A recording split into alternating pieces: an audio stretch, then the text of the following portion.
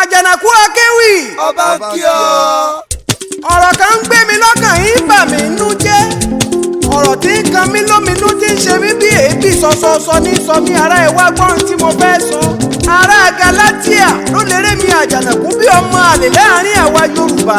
Wọ́n ti jẹ́ ó yé mi òtítọ́ ọ̀rọ̀ ọmọ kòrò bí èèwọ̀. Ìran ajá ò ní gbó kéyìn rẹ̀ ó ká o.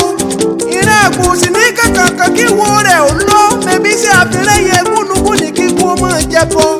Àjànàkú ti dòrìṣà kan ẹ̀ mú alágbẹ̀dẹ òṣèré gbámú.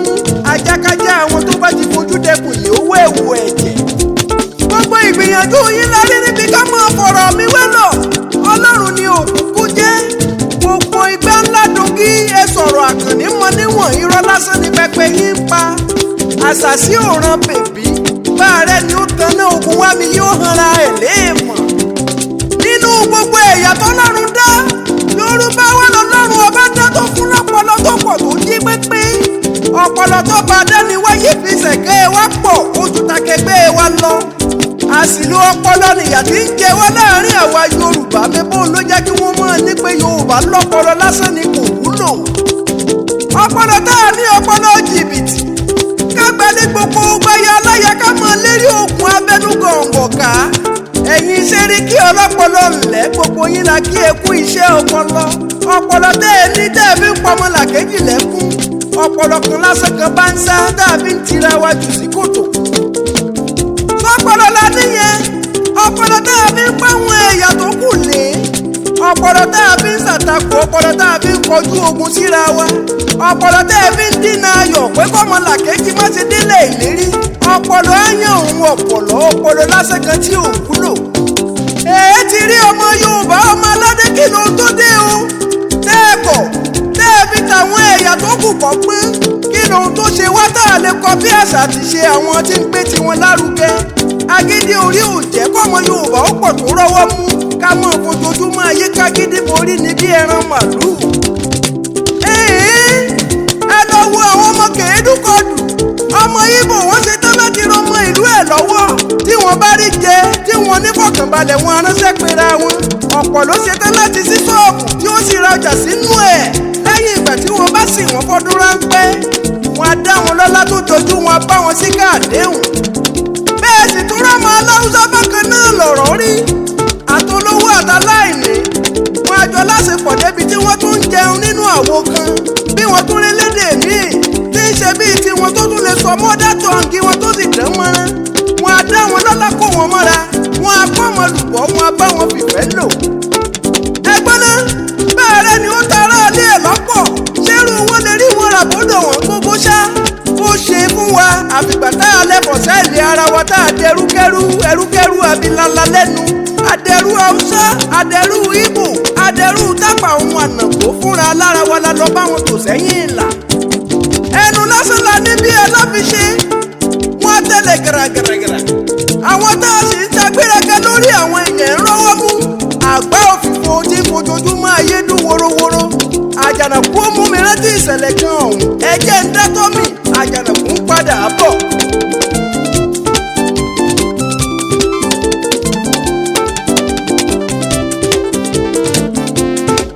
Àjànàkú Akéwì. Àṣẹ igi ẹ̀bá ọ̀nà kì í dédé ya dígbà ọ̀nà. Tí ẹ̀fúùfù lẹ̀lẹ̀ ò bá tọ́ ní sùúrù mo gbà yí gbọ́. Ẹ̀kú iṣẹ́ ní síwájú ẹ̀ wá fún wa ní sùjẹ́. Ìrìn ìsinsin tí ò bá sì ti gbọ́ràn. Irú wọn ní bòkú tó ti kú wọnú sàré. Ìlú Ìlọrin Àfọ̀njá ni mo lọ tí mo wá ń bọ̀ nínú ọdún tá a wà yìí. Sáwọn èèyàn òkúkú mọrú ẹ̀dá tí wọ́n bá wọkọ̀ pọ̀. Oníkálùkù wọn fi rọ́ panu. Ṣàdédé ni dẹ́rẹ́bà ọkọ̀ pẹ́wọ́ láti yà fún kòtò kan kiri wò. Ká tó wí, wọ́n ti forí sọ mọ́tò olówó ńlá, ọkọ̀ olówó iyebíye bíi mílíọ̀nù 6 àtààbọ̀. Wọ́n pariwo gèè. Ajé o! Gbogbo wa la sì jáde nínú ọkọ̀ láti lọ ṣáájú ojúbù ọkọ̀ tó gbá. Báwo ọkùnrin ti ṣe ń bẹ̀bẹ̀ ńlá àwọn obìnrin fìkúnlẹ̀ ké kásálẹ̀ bá ti wá lọ. Báwọn àfáà ti ṣe ń bẹ̀bẹ̀ làwọn onígbàgbọ́ òye fọ̀rọ̀ Ọlọ́run bọ́ wọn. Ojú tí mo yà ni mo tún ráwọn oníṣẹ̀ṣe àbáláyé bí wọ́n ti ṣe ń pe fáàní wọ́n tún ń dárúkọ Ọ̀rúnmìlà. Kí n má fọ̀rọ̀ kù tẹ́ bẹ̀bẹ̀bẹ̀bẹ̀ tẹ́nu wá sọ pé òun ò rán wa níṣẹ́. Dẹ́rẹ́bà kọlù lóun kọ́ lẹni tó ní mọ́tò. Ó ní tó bá ṣe pé káfíńdé òun ni òun ó ti ní ká mọ́ bá ti wá lọ. Ó ní dìónà ọkọ̀ ń bẹ níbi tó jòkó sí bámúbámú. Ó ní ká lọ yọjú sí wọn ká lè mọ ohun tó kàn lẹ́yìn ètò. Ṣé kí n má tẹ̀yìn o?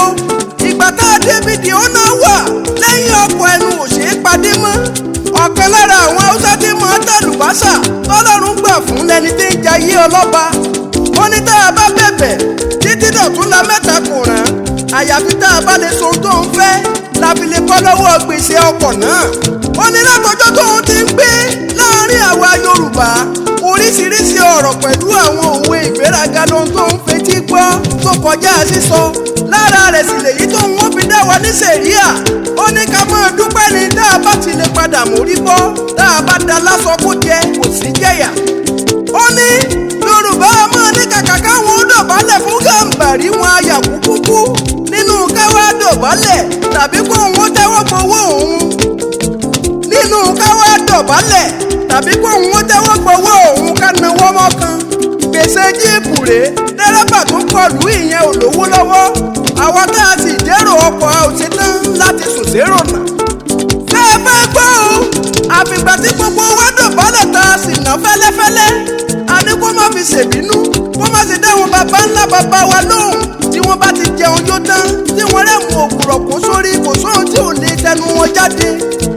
Àfìgbà tá a dọ̀bálẹ̀ tá a sì kúnlẹ̀ ẹsẹ̀ méjèèjì lọ́mọ aláwùjọ tó ní ká mọ̀ bá ti wá lọ wà láìtàlà. Ẹ̀rù ọmọ Yorùbá bà mí, ìbànújẹ́ ọkàn sì ní fún mi. Tí mo bá rántí ìfẹ́ tó sọnù láàrin wa àmọ́ ìpomijé ojú ni. Ọbásanjọ́ ò dáa, Bọ́lá Tinúbú ò wúlò. Ẹsẹ̀ ẹ̀jẹ̀ á fìfẹ́ lò ká kó gbogbo wọn mọ́ra. Ẹni mi ò ṣe ni, èèyàn mi ò ṣèyàn. Àṣà ní fi wá lárò lásán. Mo fẹ́ kí gbogbo wa sáré tètè ká wọlé àpérò. Olóògbé Ọbáfẹ́mi Awólọ́wọ̀ tí wọ́n dojú ìbò èdélẹ̀ tí ò fi rọ́wọ́ mú. Bébí iṣẹ́ ọwọ́ wa, iṣẹ́ àwọn ọmọ Yorùbá ni. Bọ́lá Ìyèkú ńlẹ̀ yìí. Bẹ́ẹ̀ ọmọ Yorùbá ní sadarí nígbà tó lórí oko fọ́rú tó lórí oko lọ. Adélabú Adégòkè pẹ́ńkẹ́lẹ́ mẹ́ẹ̀ tí wọ́n pa nípakúpa. Mẹ́bórí ilẹ̀ ọmọ Yorùbá ńlá kọ́ni ọmọ ti dágbére kó di kó ṣe. Ọmọ aládé náà ló sì dalẹ̀ Ẹ̀mùké Abíọ́lá ọkọ Símbíà wọ́n rán lọ sálákejì wọ́n fẹ̀mí ẹ̀ ṣòfò. Abátògúndé kọ́ ní Yorùbá ronú kàkà kí wọ́n ronú bá ó ti ṣe jẹra wa lẹ́yìn ẹsẹ̀ ńlá ń bá ká. Ẹ gbọ́ talẹ́ni tí ń ṣe wá gan. Gbogbo olóore aláàánú nínú àwọn ọmọ Yorùbá fúnra lára wa là ń fẹnu ara wa pa tí wọ́n jẹ́ o kò sì wúlò. Èmi Àjànàkú ó sorúkọ ẹnikẹ́ni tó bá tó láàrin àwa Yorùbá fáráyé. Tó bá ti tó àkókò ẹ jẹ́ ó máa yé gbogbo wa. Èmi ò ní bá wọn bọ́ ẹnìkan nínú gbogbo àwọn olùdíje ilẹ̀ yìí. Ọmọ Yorùbá ni gbogbo wa jẹ́. Ẹ dákun ẹ mọ́ tẹ́tí lẹ́kọ̀ọ́ fún 2023 tí ń bọ̀. Ẹ lọ lè láìkí péèjì Èmi Àjànàkú Akéwì lèmi ń jẹ́. Ẹ sì tún lọ áàdì mi lórí ayélujára Adéwọ̀yìn Babátúndé ni. Bó sì jẹ́ ìmọ̀ràn kan lẹ́yìn fẹ́ gbà mí lẹ́yìn ètò. Ẹ dákun ẹ gbá mi láago èmi gangan ni ó padà gbé pè. +234 81 24 90 7988 ẹ pè mí èmi gangan ni ó padà gbé pè. Tó oyin ṣe tán oyin lọ́nù kókó igi ìran àwọn afẹ̀m̀bòdò wọ́n ń lọ sísà ebè tó kọ́lé tí ń jọ́ sí. Mo lémi Àjànàkú mo fẹ́ mọ́ lọlé bàbá mi tó bí mi lọ́mọ. Èmi lọ́mọ òṣòro fọkòkò ẹ̀gẹ́dẹ̀ àlùjànnú Akéwì táyé ń wí. Àgbọn olóko ni mí bàbá tí sojú alábòsí kàṣà ń wà.